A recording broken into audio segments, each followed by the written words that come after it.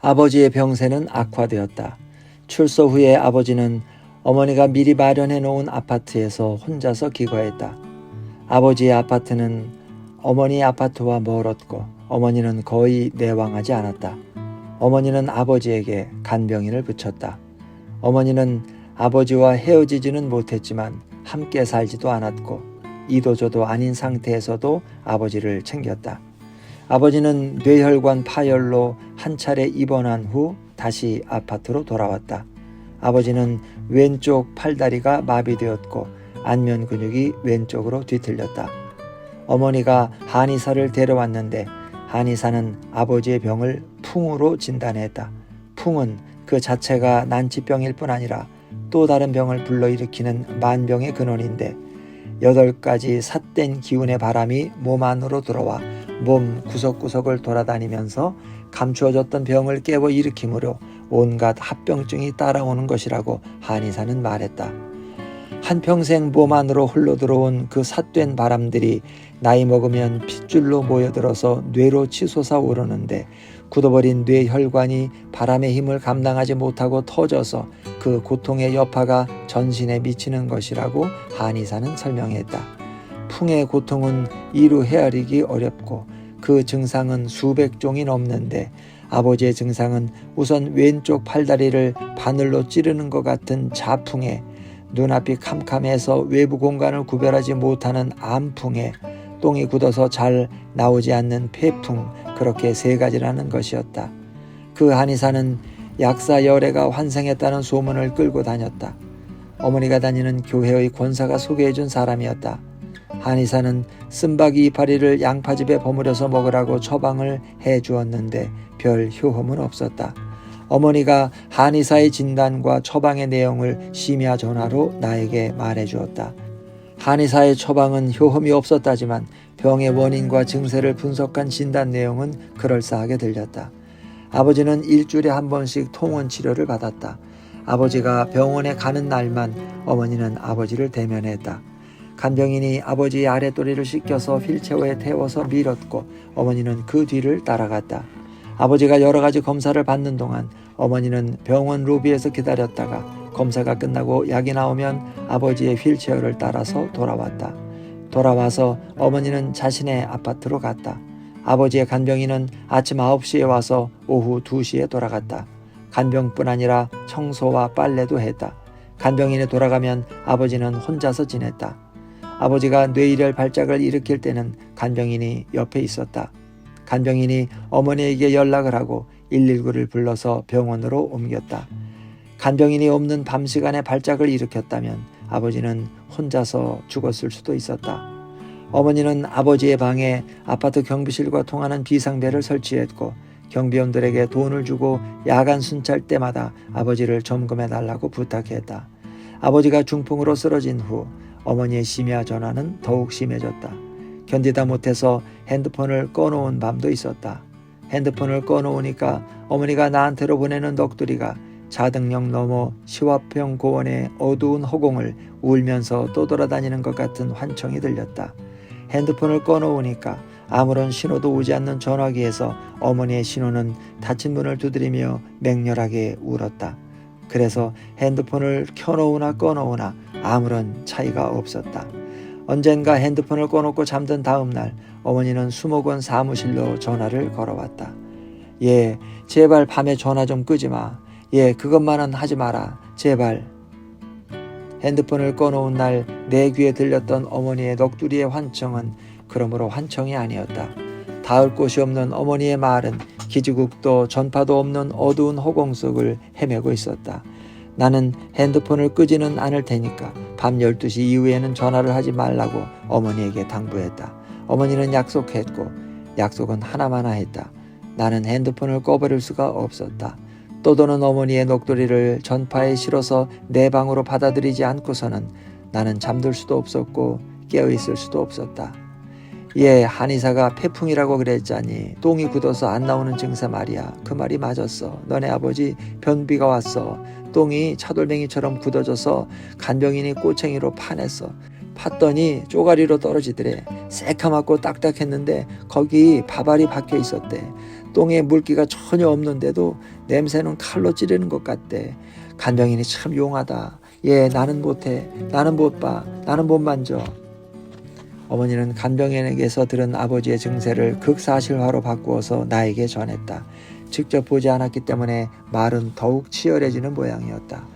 나는 핸드폰을 열어놓은 채 베개 너머로 밀쳤다. 어둠 속에서 어머니의 목소리가 앵앵거렸다. 예, 이게 헤어진 거니? 이게 갈라선 거야? 아닌 것 같아. 아닐 거야. 도장을 찍는다고 갈라서지는 것도 아니고 아파트 따로 얻어서 산다고 갈라지는 것이 아니란 말이야.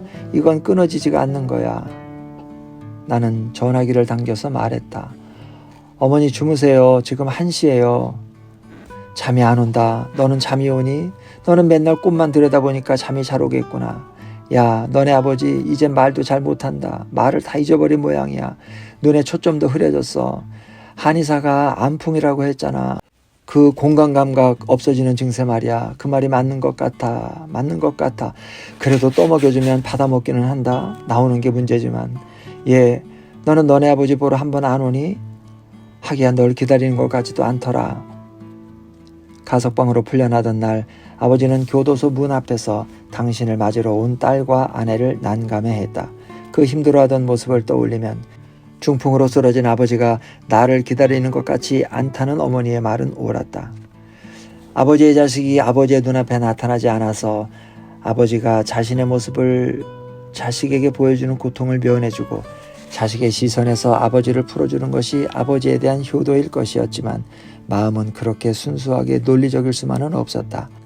그것이 그렇다 하더라도 아버지에게 나를 보여서 아버지가 자신의 모습을 자식에게 보이는 고통을 아버지와 자식이 함께 받아들이는 쪽도 또한 효도가 아니라고 할 수는 없을 것이었다. 효도라고 말하고 나니까 쑥스럽기는 하지만 그것이 효도도 불효도 아무것도 아니더라도 마음이 그렇게 작동하는 것은 피치 못할 일이었다. 그것이 중생이고 포유류이며 혈연이고 가족이라고 하는 끈일 것이었다. 어머니의 전화가 그런 생각들을 끌어당겨 주었다. 서나무 기초대생을 겨우 끝내놓고 1박 2일 휴가를 내서 아버지를 보러 갔다. 아버지가 출소한 후 처음이었다. 아버지는 야채를 넣고 끓인 죽만을 먹었다. 아버지를 위해서 별도로 장만해야 할 물건은 없었다. 아버지를 보러 가는 길은 빈손일 수밖에 없었다. 어머니한테 전화를 걸어 휴가를 내서 아버지를 보러 가겠다고 알리자 어머니는 말했다. 예, 몇 시에 올래? 내가 간병인한테 미리 말해둘게. 밑을 잘 여미고 자리를 정리하고 있어야 너네 아버지가 덜 힘들 거다. 요강도 치우고 말이야. 나는 같이 못 간다. 부녀끼리 만나라. 전화를 끊자마자 어머니는 다시 전화를 걸어왔다. 예, 너 간병인이 있을 때 니네 아버지 만나라. 간병인이 없으면 네가 감당을 못해. 갑자기 일이 생길 수가 있거든. 어머니의 충고는 유용할 것이라고 생각했다. 아버지가 수감되어 있을 때 내가 넣어준 영치금을 쓰지 않고 모아서 다시 집으로 보내준 적이 있었다. 95만 원을 소액환으로 보내왔었다. 내가 수목원에 취직되어 떠나던 날 어머니는 옷이라도 사입을 하면서 증서를 나에게 내밀었고 나는 그 소액환을 받아서 서랍에 도로 넣어두었다. 아버지의 아파트로 가기 전에 나는 어머니를 만나서 그 소액환을 받았다. 우체국에 들러서 그 소액환을 현금으로 바꾸었다. 그 돈을 아버지를 위해서 써달라며 간병인에게 줄 작정이었다. 간병인이 아버지를 위해 돈을 써야 할 일이란 거의 없을 테지만 그럼에도 불구하고 그 돈은 거기가 제자리일 듯 싶었다. 간병인은 50대 여자로 임상훈련을 받은 자격증 소유자였다. 아버지 같은 중증 환자를 전문적으로 다루는 기능인이었다. 내가 온다는 연락을 미리 받고 간병인은 아버지를 씻기고 방을 청소해 놓고 있었다. 방에서 오래 쩔은 분뇨 냄새가 났다. 깊은 곳이 사가 들어가는 말기의 몸 냄새였다. 무겁고 또 접착력이 강한 냄새였다. 며칠 전 밤중에 어머니가 또 전화를 걸어와서 예, 어제 너네 아버지한테 갔더니 말 냄새가 나더라. 그 늙은만 알지? 꼭 그 냄새야. 내 꿈이 역시 맞았어. 꿈에 너네 아버지가 그 말을 타고 교도소에서 집까지 왔거든. 꿈에서도 그 말 냄새가 났던 것 같아. 라고 말했었다. 아버지의 방에 들어서면서 어머니가 말하던 냄새가 바로 이 냄새였구나 라는 생각이 떠오르는 것은 폐륜일 테지만 냄새는 확실히 그랬다. 아래도 봐드려야 하니까 이런 일은 가족들이 못해요. 인연이 없는 사람들이 하는 게 좋아요. 그래야 환자도 편하죠. 라고 말하면서 간병인이 아버지의 상반신을 일으켰다. 아버지는 벽에 기대어 앉았다. 눈에 초점이 없어서 시선은 나를 향하고 있어도 나를 쳐다보는 것 같지는 않았다. 아버지 저예요. 저 왔어요. 아버지의 입술이 흔들렸는데 말은 나오지 않고 침이 흘러나왔다. 간병인이 휴지로 침을 닦았다. 힘드시면 말하지 마세요, 아버지. 아버지는 공간을 지각하고 언어를 기억하는 인지 능력을 잃어가고 있었고 그 증세가 한의사가 말했던 암풍이라는 것이었는데 아버지의 마음속에서는 언어가 소멸한 것이 아니라 오래전에 아버지를 떠나갔던 단어들이 모두 살아나서 들끓고 있는 것처럼 보였다. 말을 내보내지 못하고 다만 흔들릴 뿐인 아버지의 입술이 그 안쪽에서 날뛰는 말들의 아우성을 전하고 있는 듯했다. 아버지의 흔들리는 입술을 보면서 나는 아버지의 안풍이 완벽해져서 아버지의 마음속에서 말들이 적막해지기를 바랬는데 그렇게 절박한 바람이 폐륜일 리는 없었다. 아버지 좀 어떠세요? 라고 나는 아버지의 병세를 물었다. 내 말은 내 귀에도 공허하게 들렸다. 어떠세요? 라니 아버지가 그 물음에 어떤 답을 할 수 있을 것인가에 생각이 미친 것은 이미 말을 하고 난 다음이었다. 아버지의 고통은 아버지의 몸 안에서 발생해서 거기서 서식하고 번식하는 또 다른 삶이기 때문에 그 고통은 아버지의 몸 안에서만 유효하고 아버지의 몸 안에서만 감지되는 것이어서 타인을 위해서 언어화할 수 있는 것이 아니므로 남에게 설명하거나 전달할 수 있는 것이 아니었다. 아버지의 정강이가 이불 밖으로 나왔다. 검버섯 위로 검은 핏줄이 드러났다. 간병인이 아버지의 다리를 주물렀다. 간병인이 말했다. 다리며 허리가 찌르듯이 아프대요. 주물러 드려야지요. 아버지가 눈을 감았다. 입술이 흔들렸다. 말을 누르고 있는 것일까? 나는 또 물었다. 아버지 좀 어떠세요? 아버지가 입술을 열어서 대답했다. 괜찮다. 괜찮어. 아버지의 대답은 나의 물음보다 더 공허했지만 그 공허함 안에 아버지의 마음속에서 들끓는 아우성은 있을 것이었다. 초점 없는 시선을 내 쪽으로 향하고서 아버지는 또 말했다. 미안하다. 교도소에서 나오던 때도 아버지는 미안하다 하고 말했었다. 아버지는 벽 쪽을 향하면서 몸을 눕혔다. 간병인이 포대기를 덮었다. 아버지의 어깨가 흔들렸다. 깊어서 끌어낼 수 없는 울음이 밴 흔들림이었다. 아버지의 어깨는 낮고 조용히 흔들렸다. 몸속에 먼 곳에서 발생한 진동이 어깨에 이르러 겨우 잦아드는 듯한 흔들림이었다. 그날 아버지가 나에게 한 말은 괜찮다와 미안하다 그 두 마디가 전부였다. 아버지의 마음속에서 모든 단어가 소멸해버리고 그 두 마디 말이 마지막으로 남았던가.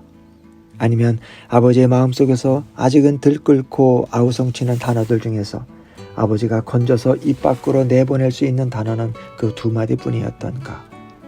어느 쪽이었던가는 알 수 없지만 괜찮다, 미안하다 그 두 마디는 아버지가 나에게 전하려 했던 말들 중에서 말이 되어서 입 밖으로 나올 수 있는 말의 전부였을 것이다. 전부는 아니더라도 말하여질 수 없는 말들의 핵심부에 닿아 있는 것이어서 그래서 그 두 마디만으로도 한 생애를 요약하기에 부족함이 없어 보였다. 무엇이 미안하고 무엇이 괜찮다는 것인지 분명치 않았지만 그 모호함이 오히려 더 분명해 보였다. 미안하다, 괜찮다는 오직 그 두 마디만으로도 아버지의 묘비명이 될 것이었다. 그래서 그 두 마디를 입 밖으로 내보내기 위해서 아버지는 식은땀을 흘리며 뭐로 쓰러졌던 것일까? 아버지는 벽 쪽으로 누운 채 밭은 기침을 토했다. 기침과 기침 사이에 숨에서 쇳소리가 났다. 기침이 가라앉자 아버지는 또 말했다. 미안하다. 나는 아버지의 말을 되돌려 주었다. 괜찮아요, 아버지. 미안하다, 괜찮다. 그 두 마디를 주고받기 위해서 나는 수목원에서 서울까지 아버지를 보러 온 것이었다. 입진 겨울에 자등령 숲을 스치는 바람소리와도 같이 스산하고 공허하고 그래서 아무런 의미도 실려있지 않은 그 두 마디에 아버지의 생애의 모든 무게가 실려 있어서 그렇게도 입 밖으로 꺼내서 발음하기가 어려웠나 보다. 아버지의 기침이 멎고 어깨의 흔들림이 숨결에 실렸다. 잠이 들었는지 잠이 들지 않아도 혼곤한 것인지 아버지는 숨소리를 갸르릉거렸다. 아버지의 머리맡에 꽃핀 난초 화분이 놓여 있었다. 쾌유를 기원합니다. 일신상조의 최낙원 회장이라고 쓴 리본이 화분에 걸려 있었다. 어제 문병 왔던 분이 가져온 화분이에요. 여기 명함이 있습니다. 라고 간병인이 말했다. 일신상조의 최낙원 회장은 아버지와 함께 구속되었다가 먼저 출소한 아버지의 상급자였다. 아버지가 출소할 때 교도소 문 앞에 마중 나온 아버지의 공범이었다. 그의 아들이 나와 혼담이 있어서 혹시라도 내 시아버지가 될 수도 있었던 사람이었다. 아버지는 구속된 후에도 그를 최국장님이라고 불렀다. 아버지는 퇴근 후에도 최국장의 전화를 받고 불려나갔고 어머니는 김장 때나 명절 때 최국장 집에 가서 일을 거들고 음식을 얻어왔었다. 난초 화분은 최국장이 들고 온 것이었다. 그가 놓고 간 명함에는 일신상조 회장 이외에도 사업 내용을 알 수 없는 지방 공기업의 이사라는 직함도 찍혀 있었다. 일신상조에는 아버지가 공무원 생활을 하던 지역의 공직자들이나 그들과 업무상 관련이 있는 사람들의 계모임 같은 조직이었다. 행정공무원이나 경찰관, 검찰지청 수사관, 접객업소 업주, 소상공인들이 회원으로 가입하고 있었다. 일신상조회는 회원들의 경조사를 챙길 뿐 아니라 회원들 중 누군가가 비리나 독직, 직권남용에 의한 수뢰로 파면되거나 구속되었을 때 그 가족들의 생계비를 보조했다. 범죄의 뒤치다거리를 위해서 보험을 들어두는 셈이었다. 어머니와 아버지의 결혼기념일에 일신상조회는 떡을 보내왔고 내가 대학에 입학했을 때도 장학금 명목으로 돈을 보내왔다. 내가 최국장의 아들과 혼사가 이루어졌다면 상조회는 더 많은 축의금을 보내왔을 것이었다. 아버지와 최국장이 구속된 후에도 상조회 총무라는 사람이 몇 번 집에 와서 어머니를 만나고 갔다. 어머니와 상조회 총무 사이에 어떤 거래가 있었는지 어머니는 나에게 말하지 않았다. 아버지가 구속된 후 일신상조회는 검찰의 수사를 받았다. 상조회의 기금은 회원들의 회비를 적립한 자금을 회원 중에서 신용금고를 경영하는 사람이 맡아서 돈을 키우고 있었다. 자금의 액수가 컸고 그 자금이 공무원들의 비리나 집권 남용 범죄로 긁어모은 돈이라는 혐의를 검찰은 수사했다. 혐의는 있었지만 돈은 한 번 섞이고 나면 이런 돈 저런 돈이 표가 나는 것이 아니어서 검찰은 그 자금과 범죄의 관계를 입증하지 못한 채 수사를 종결했고 일신상조회는 그 후에도 활동을 계속했다. 난초 화분은 아버지가 헤어나지 못할 생애의 덫으로 아버지 머리맡에 놓여 있었다. 가석방은 석방이 아니라 교도소 밖에서 형을 집행하는 것이라고 형사가 말했었는데 난초가 그 형을 집행하고 있었다. 난초는 2억 개의 꽃대를 올려서 새벽에 빛 같은 꽃을 피우고 있었다. 간병인이 말했다. 어제 화분 가져오신 분이 약값에 보태라면서 돈 봉투를 주고 가셨어요. 그래서 어머니께 전해드렸죠. 일신상조회의 일신이라는 이름은 논어인지 대학인지에 나오는 말인데 인간의 삶은 날마다 새로워져야 하고 또다시 거듭거듭 새로워져야 한다는 뜻이었다. 그 이름의 출전이 상조회가 수사를 받을 때 지방신문에 실렸었다. 잠이 들었는지 아버지는 등을 돌리고 조용히 어깨로 숨 쉬었다. 선풍기 바람에 머리카락이 흔들렸다. 창밖으로 날이 저물고 있었다. 힘든 하루였다. 내가 태어나서 지금까지의 시간이 하루 만에 반복되는 느낌이었다. 나는 등을 돌린 아버지에게 말했다. 아버지, 저 갈게요. 아버지는 잠들지 않고 있었다. 아버지가 등을 돌린 채 말했다. 그래, 가니? 가거라. 어서 가.